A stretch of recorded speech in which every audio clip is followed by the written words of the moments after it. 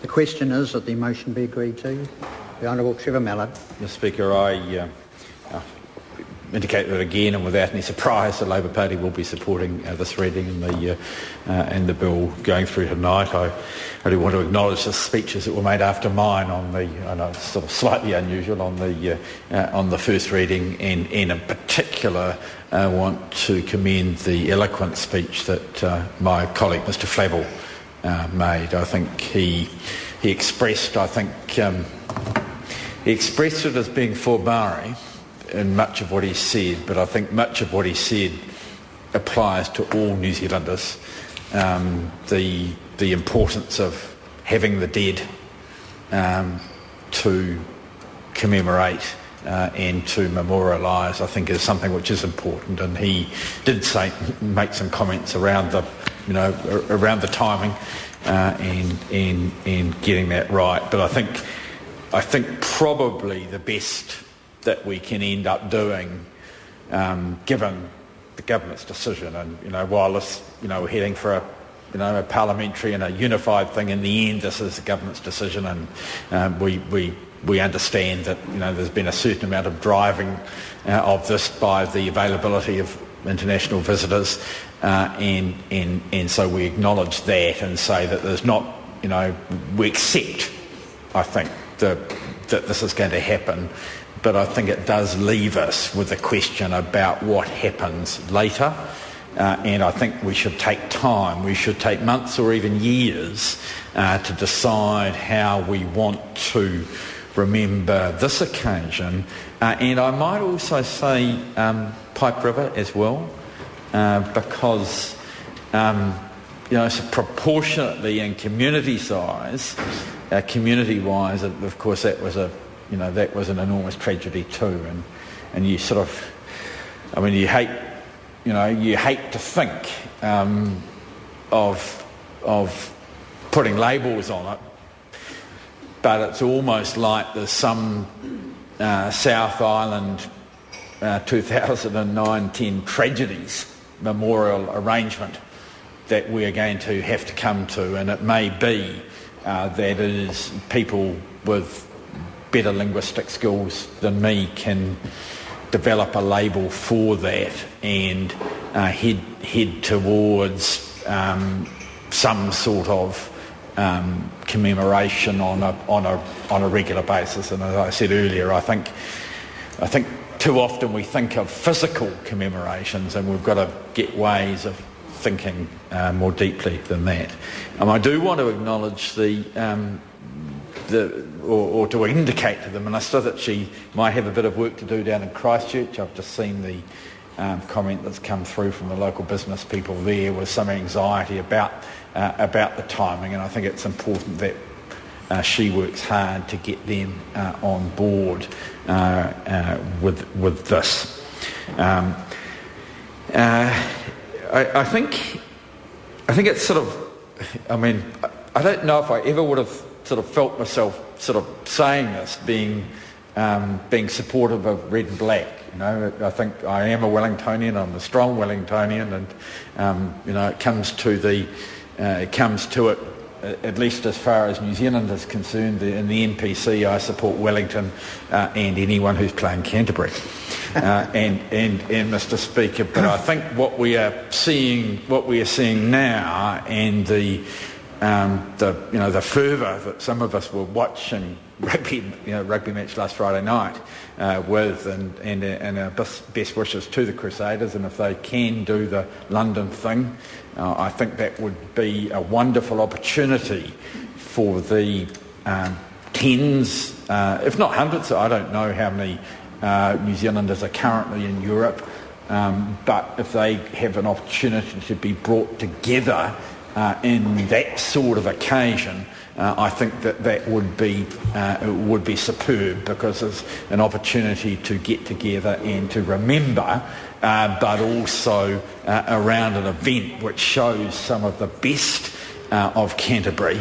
And while I don't always want them to win, I acknowledge the fact that regularly they do, and I certainly hope that they would on that occasion.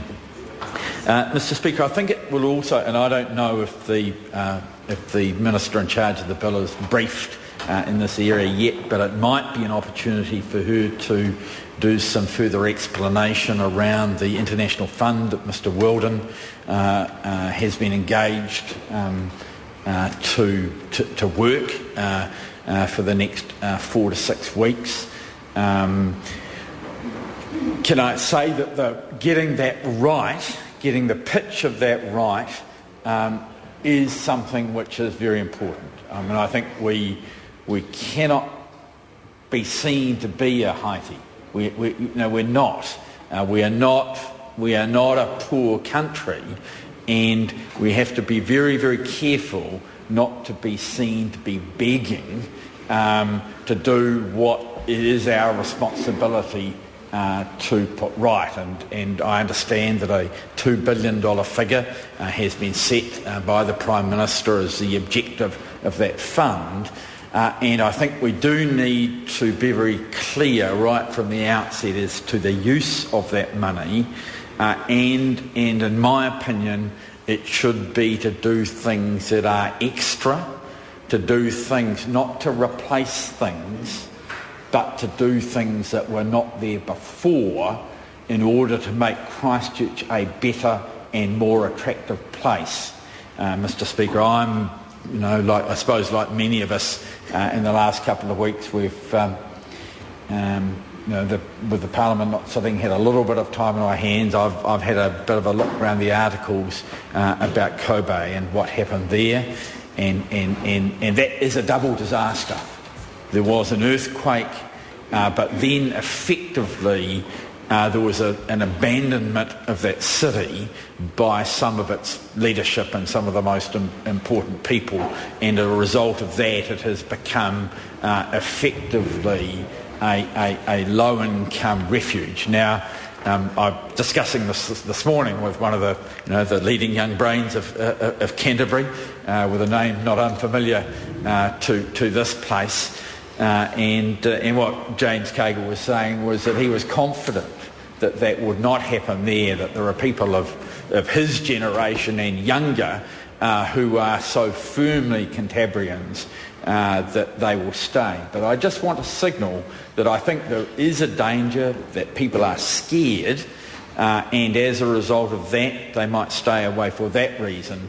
But also there's a possibility that many of the opportunities that these people need might not be available in Christchurch. So we do have to think about ways of, as we rebuild, rebuilding the people strength.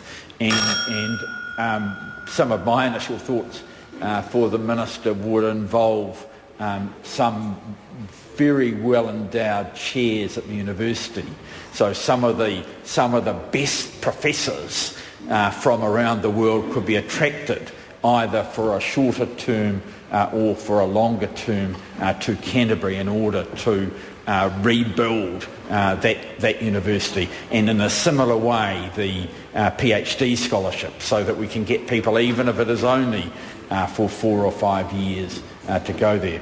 I'm glad Mr Joyce has returned to the House, because I'm working on the assumption that he has responsibility for international education, and say to him just again one little bit of advice, and that is that a couple of times of crisis in the past, and this has not been that public with international students, we've found it very worthwhile to, quite early in the process, to send a Minister of Education to China in order to do some explanations there. It's something which both, I think, in China and Japan has been very much appreciated, and I think in the interests of the longer term relationship, if we're seen by sending senior personnel up there, even if only for a day, to meet with officials and to meet with whatever family members can be gathered there,